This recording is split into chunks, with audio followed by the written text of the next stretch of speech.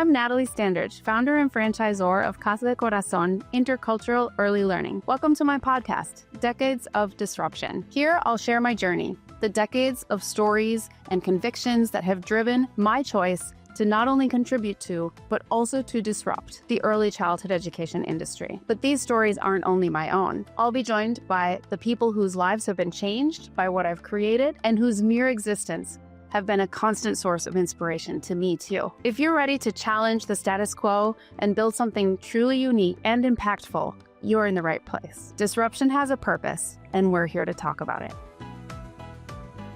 Welcome to another episode of Decades of Disruption, the podcast where we challenge the status quo, break the rules, and dive into the bold decisions that are redefining industries. I'm your host, Natalie Standridge, and today we bring you a very special episode. Our guest today, Pam Kosanke, is so much more than a professional EOS implementer. She's a brilliant strategist, a bold leader, and a professional rugby athlete who brings way more sports references into our EOS sessions than I am able to follow. Pam doesn't just inspire change, she leads it with strength, determination, and a touch of irreverence that makes her the perfect example of what it means to truly disrupt. Get ready for an epic conversation that will challenge your ideas, make you reflect, and maybe even inspire you to rewrite your own leadership playbook. You Welcome. Don't know me. Okay, this is where I was like trying to find like a $20 bill to like tip you for the PR. And I thought, I was like, I have a credit card. And I'm like, do you take credit cards for the public service announcement? Like, well, that was cool also. Oh, okay. Well, what else would you add? That's it. Like literally like, okay. I was like phenomenal. I was thinking like, you know, there was a great PR pitch. I feel epic. Sweet. Are you going to use it for all of your intros? Yes. I was like, that is like media a cool appearances. Intro. I was like, wow. Amazing. God. Oh, thank you. It was really nice of I you. really It was really appreciate nice that. of you. Well, it's not just nice. You inspire. Big time. Good. So let's start out with explaining to people who might not know what EOS is. That's an acronym. Tell us what it stands for. Tell us what the system is in a brief overview and what you do as an implementer. Sure. The EOS stands for Entrepreneurial Operating System, and it's a set of simple, proven, practical tools to help entrepreneur business leaders like you get more of what you want from your business, lead a better life. We call it the EOS life, by the way. Yep. And we help businesses strengthen what we call 6 key components. And we have a process, a model, and a toolbox. And we help them achieve 3 things: vision, traction, and healthy. Vision from the standpoint of getting everybody 100% on the same page with where you're going and how you're going to get there. Traction from the standpoint of looking everywhere you look. Discipline, accountability of actually getting traction against the vision that you set out. And then healthy, you are a healthy, cohesive, fun-loving team that actually enjoys working together. Which is shocking. Sometimes leadership teams do not enjoy that. Nope. And it's not a good process. But as go you, so go they. So we need to make sure the leadership team is super healthy, super functional, and it's an accountability system, honestly. Right. The whole thing is about getting traction in your business, popularized by Gino Wickman in the book Traction. Yep. And as an implementer, I'm your coach. Like, I help you see what's going on the field, in ways that you can't because you're so neck deep in it. So at least that's what I'm supposed to be doing. You can tell me such a great coach. If I'm doing this. Yeah, no, okay. You just come in with those aha moments that help us refocus and understand the idiosyncrasies of our dynamics that might be interfering with what we actually need and want and what the business needs. Natalie, I always say business would be easy without clients or staff. It's the people that get in the way. It turns out people are messy. And that's okay. That's like part of us just realizing that, accepting that, trying to move through that with grace and hopefully a little bit of, some efficiency, although not perfect efficiency, and we can talk about that too. No, I know. They're our greatest challenges and also our greatest inspiration, what we're here for, right? That's right. It's all of the above. God, people. I just want to lead animals in my next life, though. Yeah, I could see you doing that. Yeah. Thank you. Beautiful. Thank you. Yeah. Thank you. So, speaking of playbooks, you've been called a powerhouse in strategic marketing. Who is calling me this? Hansel? No, you need to Google yourself. Really? Yes. God, I've not done that in a long time. It's a little scary. Like your hands get a little clammy right before you press Yeah, enter, just to but see what's out no, there. it's The important. interwebs. Yeah. Okay. Other people are good. doing it. We need to do it for ourselves. All right, good. That's fair. So if the marketing playbook had to be burned and rewritten from scratch, what's the first chapter that you would toss in the fire without hesitation? Yeah, I guess first a little context. My whole life has been spent in marketing, and I have a very love-hate relationship with it. Fair. So I don't think of myself as a marketing powerhouse. I feel like I'm the Forrest Gump of marketing. How so? Well, I literally accidentally fell into it, challenged the hell out of it, didn't want to play by any of the rules of it, and then it became my career, of course. Right. And it just became this thing that I wrestled with for years and years in a constantly changing relationship with it. So it's interesting to be like, I'm actually don't feel like that now, and I've been like purposely moving away from it. So if I had to say the one thing to burn it down is this idea of perfect efficiency. And I just kind of talked about it for a second.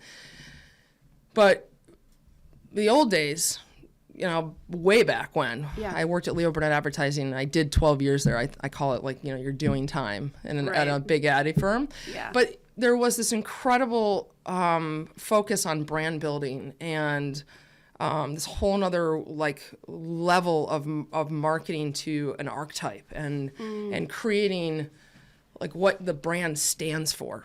and of course there was way less media, way less everything. So it was a lot simpler time, but it allowed us to focus on really building brands and companies just from the ground up and helping them really, like I said, stand for something. And so, and now, and then like fast forward, pendulum has swung into this like spots and dots digital world where like we're obsessed with like the clicks and the things to the point where we have lost the plot on creativity. Oh, okay. And like creating interruptive concepts and ideas and campaigns, ideas that actually surpass the algorithm. They change the algorithm. Yeah. And so I feel like this idea that you can get something for this perfect ROI at all times is stupid. And it's totally the path to actually inefficiency.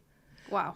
You've got to create stuff and you've got to fail and you've got to have some leftovers and like you've got to like create things that have that some of the stuff's not going to work, but like the stuff that does work is game changing. So like play around with that a little bit and don't be so obsessed with like this like perfect clicks and conversions and calls to actions and all that shit. Right. You know what I mean? Like stop. Yeah. So you wouldn't just burn one chapter. You'd burn the entire playbook and say, just be creative. I actually don't know if it's about a playbook. I just think that there's like this huge pendulum swing from like what brands were and stood for to then like this game of like chasing the algorithm or chasing the clicks or chasing the thing. And then we just lost the plot. Right. And then you just lose the plot in all these activities and you forget like, what are we building? I see what you're saying. What are we building? What do we want? What does the brand stand for? Yeah. And if we could focus way more on that, then I think you could have a variety of things that actually help you drive what you want. It's like, stop focusing on the eggs and the sugar and the flour of the cake. Right. Like, what's the cake taste like? What is the cake? Like, that's, I think, what we need to be more obsessed with in marketing today. And so it's not throwing out the playbook. It's just, I think the playbook has already kind of always existed like that. We've just pendulum swung to one end. And we need to figure out, like, what are the ideas? How are we interrupting the algorithm? Changing it.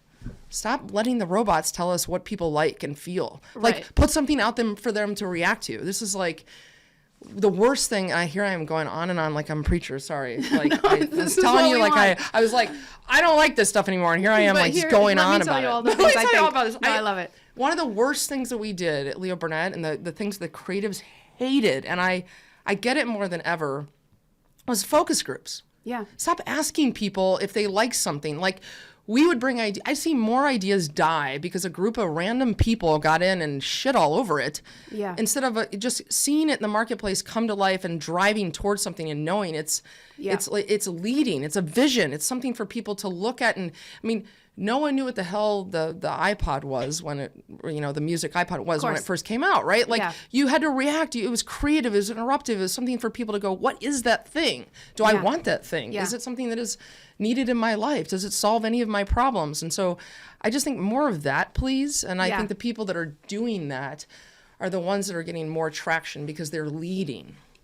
God dang. That is the perfect segue into my next question, because it's I'm not going to make you talk about marketing anymore. We're going to talk about leadership. But I hate marketing, but I love marketing, but I hate marketing. I'm so schizophrenic. I'm like Jekyll and Hyde with marketing. So perfect. No, it's great.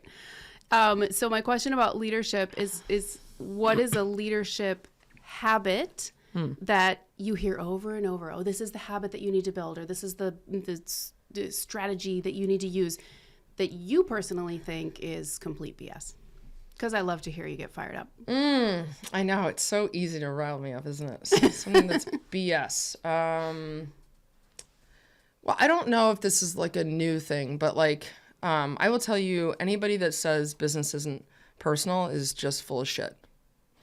I think it's stupid.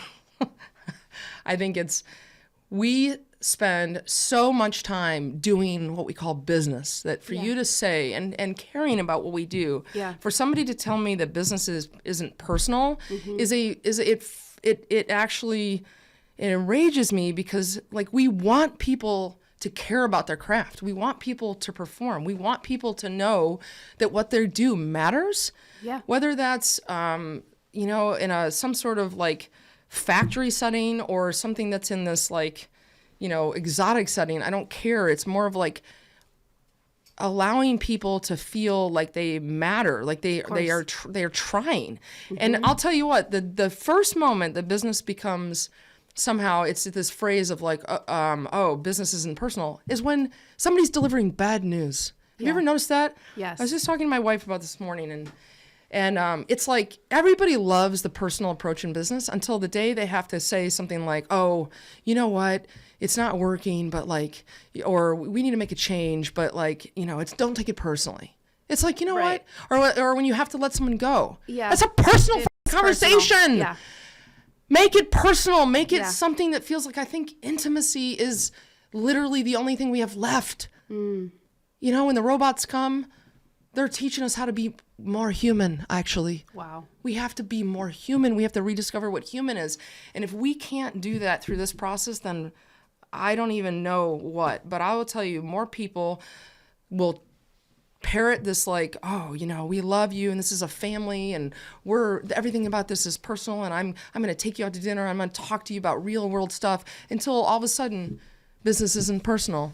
Now I'm going to cut your throat. And then you should just know that business isn't personal. It's not personal anymore. It's like, what the hell? When it always really was. Yeah, whatever serves you. And so it always was. So just treat all of the situations like that, like a human, which is also really funny when people are like, humanity is everything. I'm like, we've been train wrecks. When humanity is like, what's the gold standard of humanity? Like, show me that first. But I'd like to reinvent humanity. Yeah. Anyways, look at me. I am on fire this morning. I've only had a couple cups of coffee. No, I cannot wait for more. This next one is my favorite question in the whole episode. Okay, cool. In business and or in life, because we just covered that they're exactly the same thing, what is something you believe that most people don't believe? Well, I don't know most people, so this is hard. But well, like, you know a lot of people. I know a lot of people. This is what is something I believe that don't hear commonly? Okay. I don't know how this is going to come across, but I have an issue with the word empowerment. And I think we talked about this even. Yes, we did. Yeah, I'm excited. There's a couple ways of using empowerment. One is to actually like truly talk about the idea of becoming empowered. Like there's a group of people that are like discovering their agency and their new tools and resources. And, like there's this world of like, I understand the word empowerment. I get it. But then there's this word, the use of it to say, I giveth the power to you. Yes. I am the one who has the power, and I grant you the power. Yeah. And it's like, I think it's so, what is the word? Condescending. Yeah. Like, I grant you the ability to be who you are. Like, what? So who ironic. are you? Like, The very word is ironic. why do we feel like that is something that we have the power to do? Like, now, in power structures and hierarchies, Right. there is that world in which we say, okay, like, now I'm giving you the things and the resources to be in charge. Yeah.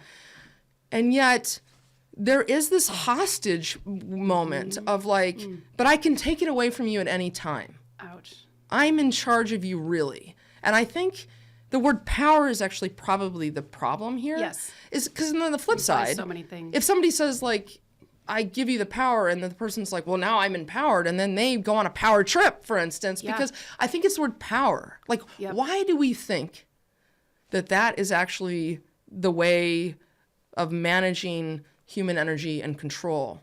Oh, so there's two layers to this. Yeah. First of all, it's the power dynamic of someone giving power to somebody else as if they were the holders of it. But then it's also this whole concept that power is what we want. Or power is the thing that we need to get what we want. Like, or that power is the thing to control the people, control the environment. Like, power puts you in charge of making shit happen. And I wonder if that's actually part of the trap. Like, what if we had dynamics where I said, I realize that you might not know this thing, or maybe you don't have the same resources as me. Therefore, I am going to share what I know, but you have to take that. You have to pick up the tools.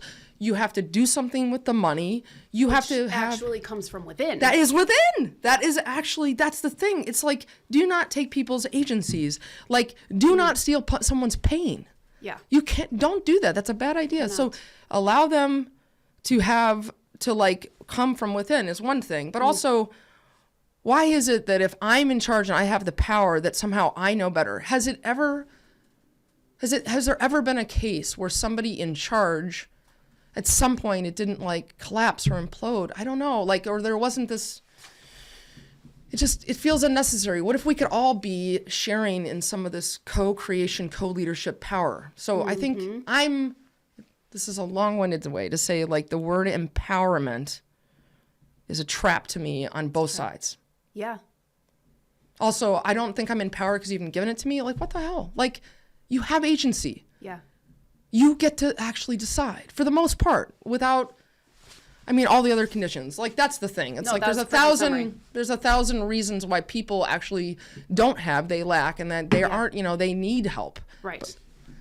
But if I give it to you, I can't be holding you hostage because of it. Like, what the hell? Yeah, that isn't I give it, then I taketh. True. That isn't actually truly helpful. Yeah. Yeah. I could dig into like, this I with you hate for it. hours. I hate it when people are like empowering women. I'm like, shut the fuck up. Yeah. We're empowered. Stop it. Stop trying to give us the power that we already have.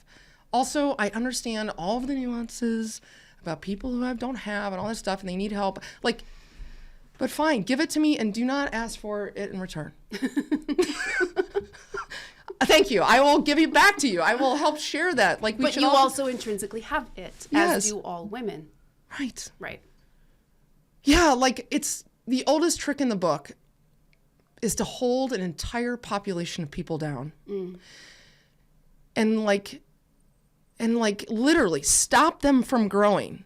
Whether that's, designing roads and systems and financial systems to not allow them access to things, or professional sports. Like, women were not allowed to play basketball. My mom played half-court basketball, and they were so afraid that her uterus was going to fall out that they couldn't let her run down a court. No. And so, and then finally, they're like, you know what? Oh yeah, you can play, but you suck. You're behind. So then we literally finally let up the power control, and then we tell them how behind they are.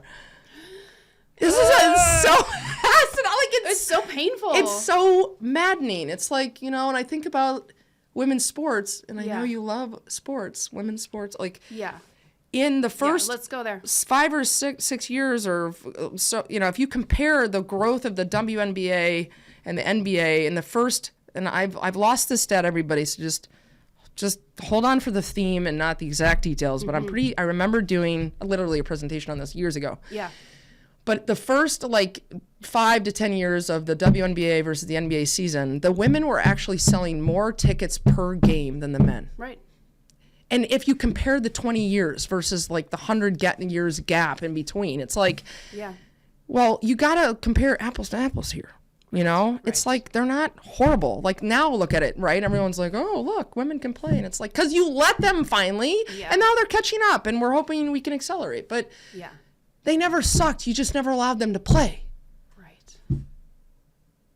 Okay, sorry. Look, no, we are breaking through that one.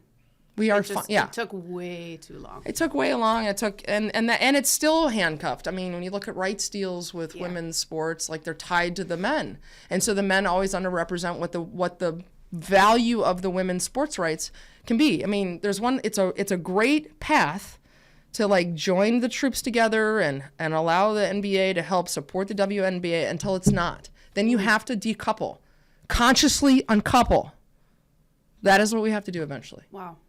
This is just a tangible, real-life example of exactly what you're talking about. The WNBA can't be empowered by the NBA because that actually means they're subservient. They are in servitude. They are undermined. And yes, exactly. They are in control.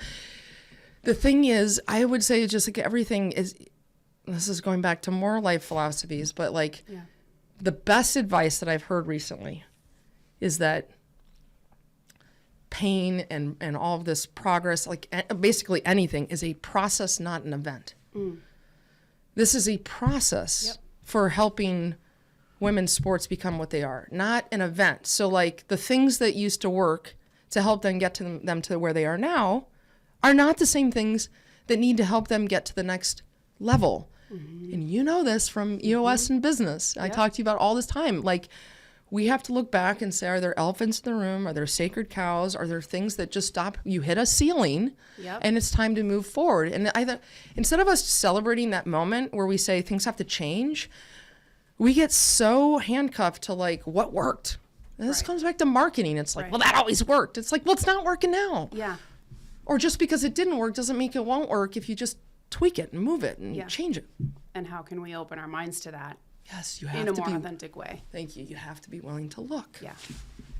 That's hard. It is hard. But it's the only thing that matters to move things forward. Yeah. You have to see. You have to ask questions. Okay, so back to EOS. Oh my God. We're getting so excited. Get me Oh, all riled up this morning. Yep, about all the things. That's the goal. So what if EOS vanished tomorrow? I can imagine you would still be a very driven leader. What do you think you would do to lead business revolutions without that exact system or tool? Excuse me. I guess what I love about EOS is that it is a framework. It is something for you, there's no magic bullets in EOS. There's nothing that actually tells you what to do. It's a framework to help you make great decisions and just make things simpler, more objective. So I love that.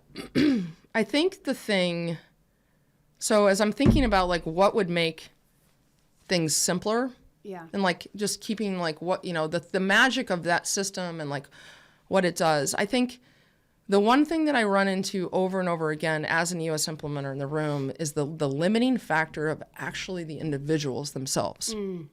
Back to humans. At some point, it's the calls coming from inside the house. It's what can each one of us do to advance ourselves, take up more agency ourselves, look at ourselves, all of the things that are we're doing to contribute, the illusions that we're falling for, the things that we're believing that are stupid, that don't make sense, all the lessons that we learned that maybe we need to unlearn. Right. It's when you think about we just talked about macro of looking at the WNBA is a thing that now needs to take totally new approaches to get itself free. Right.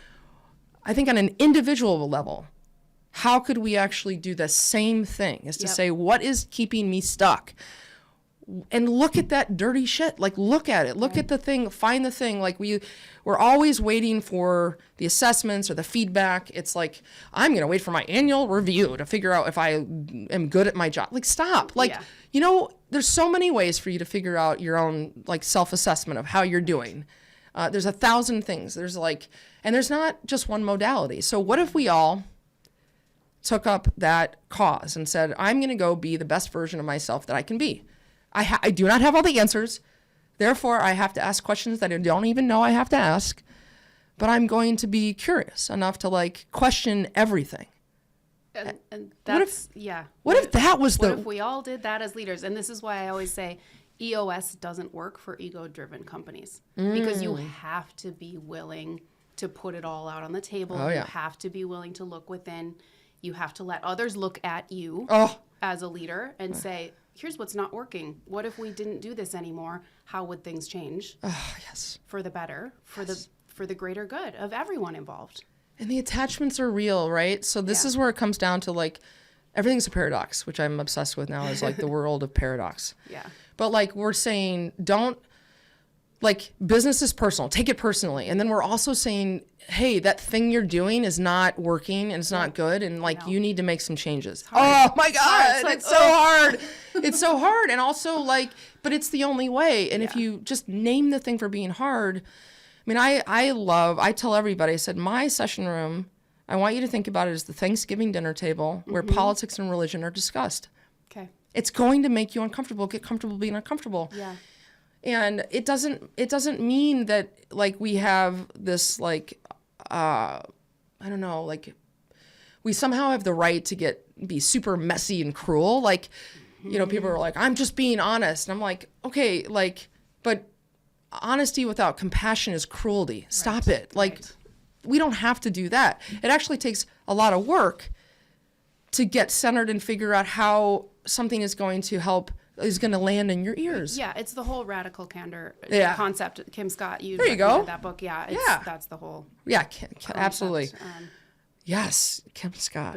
Behind being forthcoming and honest without being mean. Yes, and actually, I interviewed her at the EOS conference. So if anyone wants to know more about Kim Scott, you can, of course, read her books and just a really fun conversation I had with her. But I think, going back to revolutionary stuff in business, I think, what if we actually focused way more, the individual was took responsibility for actually looking at themselves all the way. And I don't think it's easy. And I don't think, you know, something we say in the U.S. is you can't understand a system and at the same time be a part of it, which is also the paradox in all of this. So that's Kurt Gödel, who's a German philosopher and mathematician. And we are saying that you're responsible for trying to work on the thing that you may not actually even know you're part of the issue. So you have to figure out how to get outside of yourself to go inside yourself. It's so interesting. If you liked part 1 of Freaking Epic with Pam Kosanke, please join us for part 2 coming soon.